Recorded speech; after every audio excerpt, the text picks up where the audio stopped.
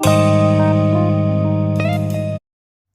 And welcome dear students. आज हम discuss करने वाले हैं सब्जेक्ट इंग्लिश क्लास 8 का मॉडल क्वेश्चन पेपर, जिसके मैक्सिमम मार्क्स रहेंगे 40 फॉर टाइम यहाँ पे रहेगा आपके 2.5 घंटे। आपको उसके लिए अपने आप को तैयार करना है और क्या कुछ रहेगा एग्जामिनेशन हॉल में, कैसे आपको पेपर आएगा और आपको कैसे उनके आंसर्स अटेम्प्ट करने हैं। यहाँ पे देखिए जो पहला क्वेश्चन आपका आ रहा है, यहाँ पे वो आपका पैसेज होगा आपके प्रोज लेसन में से। यहाँ आप देख सकते हैं पहला पैसेज है जो आपका लेसन है पोलो, तो उससे लिया गया है पोलो गेम के बारे में। यहाँ पे आपने पहली क्लास में पढ़ा होगा, इस लेसन को अंडरस्टैंड किया होगा, कंप्लेंट किया होगा। तो यहाँ पे भी ये जो सारा पैसेज आपको पढ़ना है बिल्कुल दोबारा। यहाँ पे फिर आपको नीचे क्वेश्चन दिए गए हैं, कुछ पार्ट्स दिए गए हैं क्वेश्चन, तो उनको आपको फिल करना होगा। जैसे पहला यहाँ पे क्वेश्चन है, polo was famous during the dash rule in India. यहाँ पे 4 ऑप्शंस आपके लिए हैं।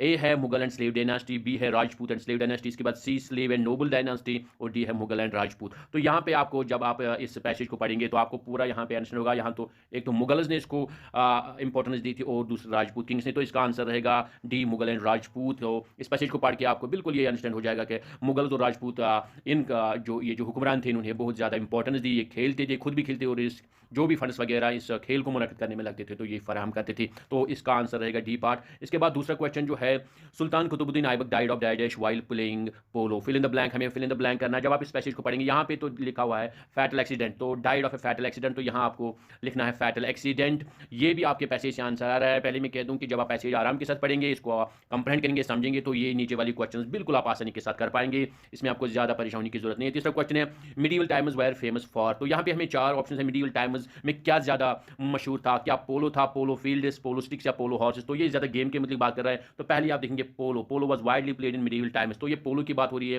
तो यहाँ पे अगर हम आंसर की बात करेंगे तो नंबर 1 है पोलो, पोलो इसका आंसर रहेगा। इसके बाद नेक्स्ट पार्ट जो है इसका, the word ornate in the passage means. Ornate जो एक वर्ड यहाँ पे यूज हुआ है, तो ऑप्शंस दिए गए हैं कि इसका मीनिंग क्या है। क्या ये डेकोरेटेड है, फेमस है, इसका मतलब रीन्ड या फैटल। तो यहाँ पे जब हम देखते हैं ऑर्नेट, जब हम यहाँ पे यूज हुआ है ऑर्नेट, अगर आप इस सेंटेंस को देखेंगे तो यहाँ पे आप देख सकते हैं कि यहाँ से हम स्टार्ट करेंगे, या Sultan Qutbuddin founder of slave dynasty and builder of one of the most famous landmarks in Delhi died of fatal accident impaled on the ornate. यहाँ पे ornate horn on his own saddle after a fall on the polo field in Lahore. तो यहाँ पे ornate का मतलब है उसने decorate किया हुआ था, उसने लगवाया था उसको, तो यहाँ पे डेकोरेट आएगा, ये आंसर है। यानी उसने खुद अपने घोड़े जिस पे वो सवार हुआ करता था उसकी सैडल पे लगवाया था एक हॉर्न, तो जब वो गिर गया तो वही हॉर्न जो उसने खुद लगवाया था, डेकोरेट किया हुआ था, उससे उसकी मौत वाक़ा हो गई। तो इसके बाद फिफ्थ वाला है, use word patronage in your own sentence. आपको पैट्रोनेज वर्ड अपने सेंटेंस में यूज करना है, खुद एक सेंटेंस बनाना है। यहाँ पे भी आप देख सकते हैं कि पैट्रोनेज यहाँ पे यूज है, आप देख भी सकते हैं। आप देख सकते हैं, polo enjoyed the patronage of kings and nobles and was widely played in the provinces of the empire and in the court of the Rajput kings. तो पैट्रोनेज का मतलब क्या होता है, अगर आप ये सेंटेंस में यूज करेंगे, आपको समझना है कि हर एक जो वर्ड होता है उसके सेंटेंस में जो उसका मीनिंग होता है, अगर पूछा गया है उसी हिसाब से आपको यूज करना। तो यहाँ पे पैट्रोनेज का मतलब है जो राजपूत किंग्स थे या मुगल्स थे, उन्होंने अपनी सरपरस्ती रखी इस गेम पे। चाहे वो बात करेंगे उसके फील्ड्स के बारे में, चाहे वहाँ पे खेलने के बारे में, फंड्स वगैरह, यानी सरपरस्ती रखी। तो आपको भी ये वर्ड अपने सेंटेंस में यूज करना होगा, तो वो यूज करके आप ये मार्क भी ले सकते हैं। इसके बाद चलते हैं नेक्स्ट क्वेश्चन की तरफ। तो यहाँ पे देखिए नेक्स्ट क्वेश्चन जो क्वेश्चन नंबर 2 है, तो वो यहाँ पे है, read the following prose passage and answer the question. Again you have a prose passage, आपके पास और एक प्रोज पैसेज है।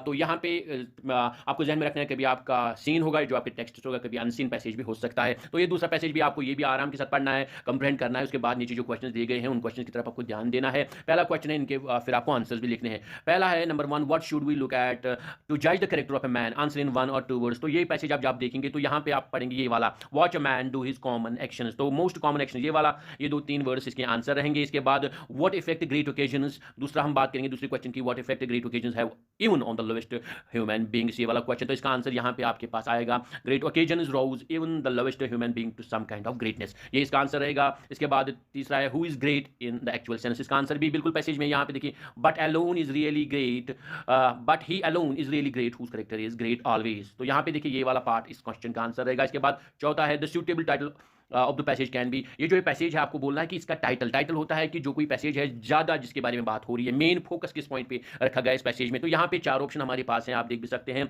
अगर हम बात करेंगे, पहला है कैरेक्टर ऑफ ओकेजन, दूसरा है कैरेक्टर ऑफ कैरेक्टर्स, तीसरा है कैरेक्टर ऑफ परफॉर्मेंस और चौथा है कैरेक्टर ऑफ मैन। तो ये वाला बेहतर रहेगा क्योंकि यहाँ पे कैरेक्टर ऑफ मैन के बारे में ज़्यादा बात की गई, तो ये टाइटल मोस्ट एप्रोप्रिएट है इस पैसेज के लिए। और इसके बाद हम नीचे 5वीं की तरफ जाते हैं, जो है गिव अपोजिट ऑफ ग्रेट। ये जो वर्ड ग्रेट है इसका अपोजिट देना है, एंटोनियम देना है हमें, जो इसका मुख्तलिफ इसका माने रखता हो। ग्रेट यहाँ पे अगर हम बात करें, पहले आपको समझना होगा ग्रेट इस पैसेज में यूज हुआ है वो इंसान जो बिल्कुल जो दूसरों के लिए बढ़ाई का काम करता है, जो खुद की ज़्यादा नहीं सोचता है, जो दूसरों के काम आता है, उसको हम बड़ा कहते हैं। उसने ग्रेट उस सेंस में है जो कि फिलैंथ्रोपिस्ट हो। तो यहाँ पे काइंड ये भी बिल्कुल सिनोनिम है। इवन इसको छोड़िए, मीन, ये देखिए मीन वाला जो वर्ड है, मीन हम इस इंसान को कहते हैं जो खुदगर्ज होता है, जो ग्रीडी होता है, जो खुद की सिर्फ सोचता है। तो ये बिल्कुल अपोजिट है ग्रेट का। तो ये वाला पार्ट जो ये आंसर रहेगा इसका। इसके बाद हम तीसरे क्वेश्चन की तरफ चलते हैं। देखिए यहाँ पे तीसरा क्वेश्चन है, read the following picture and complete it is paraphrase by filling up the blanks with appropriate words. ये हमारे पास एक यहाँ पे आप देख सकते हैं एक इमेज है, हमें इसको देखना है और नीचे कुछ फिल इन द ब्लैंक्स हैं, हमें पैराफ्रेज करना है, हमें कंप्लीट करना है। पहले इस इमेज को हमें देखना है। चलिए हमने इस इमेज को देखा, आप नीचे चलते हैं,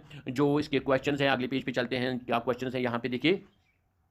तो यहाँ पे वो पेजेस हैं, यहाँ पे वो पैराफ्रेज हमें करनी है। 1 मिनट, यहाँ पे देखिए, हाँ, द पिक्चर, यहाँ पे से लेकर यहाँ तक हमें इसको कंप्लीट करना है। After analysing, after seeing the picture, तो यहाँ पे देखिए, the picture depicts the digest of life. तो ये क्या है, यहाँ पे है ये ब्यूटी। आपको पता है जो आपका लेसन है लाइफ उसके रिलेटेड है, तो ये है beauty. Beauty of life. Thousands of dash, thousands of candles can be lit from a single candle, and the life of the candle, यहाँ पे दोबारा candle आएगा, candle will not be shorted as happiness, यहाँ पे happiness आएगा, light भी आ सकता है। तो हैप्पीनेस एज पर द जो चैप्टर है उसके रिलेटिंग हम यहाँ करें, as happiness never decrease by being share. तो यही कुछ था इन 2 4 5 जो यहाँ पे फिल इन द ब्लैंक्स के 5 मार्क्स रखे गए हैं। इसके बाद नीचे हम चलते हैं सेक्शन बी की तरफ, जो कि राइटिंग स्किल एंड ग्रामर है। यहाँ पे हम देखेंगे नीचे पहला जो क्वेश्चन है, क्वेश्चन नंबर 4, जो इसके रिलेटेड है ग्रामर और राइटिंग स्किल से। क्वेश्चन क्या लिखा गया है, observe the following picture and right your observations in paragraph 80 to 100 words में। आपको ये वाली इमेज देखनी है और फिर अपने अल्फाज में क्या कुछ समझा आपने इस इमेज को देख के वो लिखना है। देखिए यहाँ पे हम बात करेंगे तो ये क्रिएटिविटी की बात है। क्रिएटिविटी यानी आपको अपने दिमाग से सोचना है कि मुझे क्या लग रहा है इस पिक्चर को देख के, तब जाके आपके जहन में जो आएगा वो लिखना है 80 to 100 वर्ड्स। हालांकि इस पे एक बहुत बड़ा पैसेज लिख सकते हैं, लेकिन आपकी क्लास के हिसाब से, आपकी जो लेवल है उसके हिसाब से 80 to 100 वर्ड्स। तो यहाँ पे आप देख सकते हैं, यहाँ पे बहुत से एनिमल्स हैं, उनको एक ही एग्जाम यहाँ पे देना है ताकि वो सिलेक्ट हो जाए किसी लिए। लेकिन आपको ये लिखना है कि कुछ ऐसे जैसे बंदर वगैरह है, वो तो बिल्कुल आसानी के साथ पेड़ पे चढ़ सकते हैं। इनको, इन सभी जानवरों को एज पर द यहाँ पे जो लिखा है, for a fair selection everybody has to take the same exam, please climb that tree. हर एक जानवर को इस पेड़ पे चढ़ना है, वही पास हो जाएगा। लेकिन आपको लिखना है कि कुछ जानवर तो इसमें जो आसानी के साथ चढ़ सकते हैं जैसे बंदर, लेकिन बाकी जो एनिमल्स है वो नहीं चढ़ पाते हैं, उनके पास अलग कुछ क्वालिटीज है, तो वो इस एग्जाम में फेल हुए। लेकिन जो उनके अलग क्वालिटीज है, जैसे हाथी की, वो बहुत बड़ा लोड उठा सकता है, मछली पानी में तेज दौड़ सकती है, इसी तरह यहाँ पे लोमड़ी वगैरह है तो वो भी तेज भाग सकते हैं। तो अलग अलग तरीके से अलग अलग के पास अपनी एबिलिटी है। तो आप वो लिख सकते हैं कि ये वाला जो टेस्ट है ये सबके लिए फेयर नहीं हो सकता है, सबके लिए ठीक नहीं हो सकता है। हमें चाहिए कि अलग अलग जो ये जानवर है इनके अलग अलग टेक्निक्स, अलग अलग जो इनके स्किल्स है उनको हम जांचे परखें। तो ये रिलेट हो रहा है हमारे प्रेजेंट एग्जाम से, जहाँ के हर एक बच्चे को, चाहे वो स्पोर्ट्स में है, कुछ म्यूजिक में है, कुछ डांस में है, ठीक, लेकिन हर एक को फिर एकेडमिक एग्जाम लिख के देना पड़ता है, जहाँ के जिसमें हम हर एक बच्चे की जो स्किल है, उसकी कंपिटेंस है, उसको जज नहीं कर पाते हैं। इसके बाद नीचे चलते हैं और एक क्वेश्चन की तरफ जो दिया गया है नेक्स्ट पेज पे, यहाँ पे देखिए, जो कि इसी सेक्शन बी से है। अगर आप वो वाला क्वेश्चन नहीं कर पाते हैं जो पिक्चर में दिया गया है कि एक एग्जाम से उनको थ्रो होना है, तो और पार्ट यहाँ पे दिया गया है। तो क्वेश्चन क्या है, is good health the real wealth. यहाँ पे इस पे बात आप करनी है आपको, is good health the real wealth. Right a paragraph of 80 to 100 words using the given clues. कुछ क्लूज भी दिए गए हैं आपके लिए, हेल्थ इज वेल्थ, दूसरा है प्रेशियस गिफ्ट ऑफ नेचर, की टू हैप्पीनेस। इन 2-3 क्लूज को मिला के आपको 80 से 100 वर्ड्स तक एक आपका पैसेज होना चाहिए। किस पे लिखना है, यहाँ पे दिया गया टॉपिक होना चाहिए, is good health the real. आपको यहाँ पे देखिए, यहाँ पे आपको इसके जो टॉपिक है इसके आप इसके अगेंस्ट भी लिख सकते हैं, आप इसके सपोर्ट में भी लिख सकते हैं। तो एक ऑगमेंटेटिव आपको एक पैसेज लिखना है कि क्यों हेल्थ, अगर किसी के पास सेहत है, अगर सेहतमंद जिंदगी वो जी रहा है, क्यों उसके पास अगर पैसा नहीं है, कम भी पैसा, लेकिन उसके पास असली दौलत वही है, क्योंकि सेहत ही अच्छी दौलत होती है। असल में सेहत ही तो, क्योंकि जो इंसान अगर बीमार पड़ जाता है, खुदा न खास किसी बीमारी में मुब्तला हो जाता है, अगर उसके पास कितना भी पैसा हो और अगर वो बीमारी डॉक्टर जो होते हैं वो कहते हैं ये लाइलाज बीमारी है, तो तब जाके उसको एहसास होता है कि सेहत कितनी बड़ी दौलत है। तो आपको यही पॉइंट्स आपको लिखना है अपनी वर्ड्स में। तो मेन एग्जामिनर का जो पॉइंट है कि वो आपकी क्रिएटिविटी देखना चाहता है। इसके बाद नेक्स्ट क्वेश्चन की तरफ चलते हैं। तो इस क्वेश्चन के भी 5 मार्क्स थे। क्वेश्चन नंबर 5 की तरफ चलते हैं। यहाँ पे लिखा है, your school is not having a reading room, smart class, write a letter to the principal headmaster of your school requesting him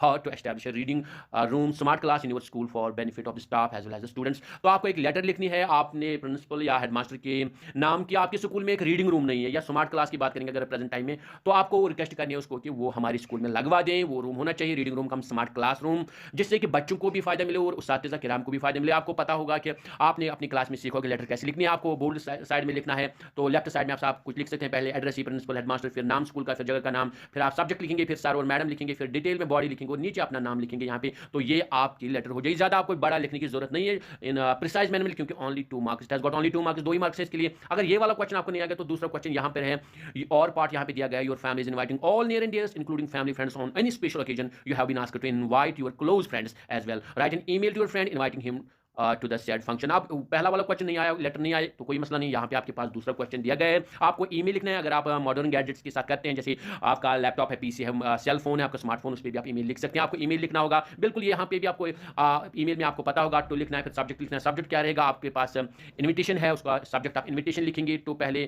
तो फिर उसका ईमेल एड्रेस आएगा @gmail.com आपके फ्रेंड का, फिर उसके बाद सब्जेक्ट आएगा, तो सब्जेक्ट में आपको इन्विटेशन लिखना है, फिर एक दो लाइन में आपको लिखना है you are invited for special occasion on your house, फिर अपना नाम लिखेंगे, तो यहाँ पे ये ईमेल आपका हो जाएगा। यहाँ पे पहले क्लियर करते हैं ताकि पेज आपको समझ में आ जाए। चलिए हो गया क्लियर, तो ये कीजिए, या और पार्ट आपका ये लेटर लिखिए, ईमेल तो हो गया, 2 मार्क्स आपके हो जाएंगे। इसके बाद क्वेश्चन नंबर 6 जो हमारा आ रहा है यहाँ पे, write a WhatsApp, Facebook, Twitter, DM message with the appropriate format to your classmate and to inform them about the postponement of election for student secretary or any other event in school. Only 1 marks, तो short में आपको लिखना है, जैसे कि आप WhatsApp या Facebook पे लिखते हैं, तो आप इसमें एक छोटी सी मैसेज लिखना है कि आपके स्कूल में मान लीजिए इलेक्शन हो रहा था स्टूडेंट सेक्रेटरी के लिए, वो पोस्टपोन हो गया, तो वो आपको लिखना है। तो ज़्यादा इसमें सोचने की जरूरत नहीं है आपको, आप लिख सकते हैं हाय और हेलो अपने दोस्त का नाम, फिर यहाँ पे एक लाइन में लिखना है कि it is inform that the election for student secretary is postpone, तो ये बिल्कुल इतना लिखना है, ज़्यादा कुछ नीचे अपना नाम लिख सकते हैं। तो ये ईमेल आपका बन गया, WhatsApp आपका बन गया, फेसबुक मैसेज या ट्विटर, तो ये सबके लिए कमोबेश यही फॉर्मेट है, इसमें ज़्यादा आपको डीप जाने की जरूरत नहीं है। तो यहाँ पे भी ये वाला मार्क आप ले लेंगे। इसके बाद यहाँ पे देखिए do as directed, question number 7 आ रहा है, supply appropriate grammatical items in the blank is provided. देखिए यहाँ पे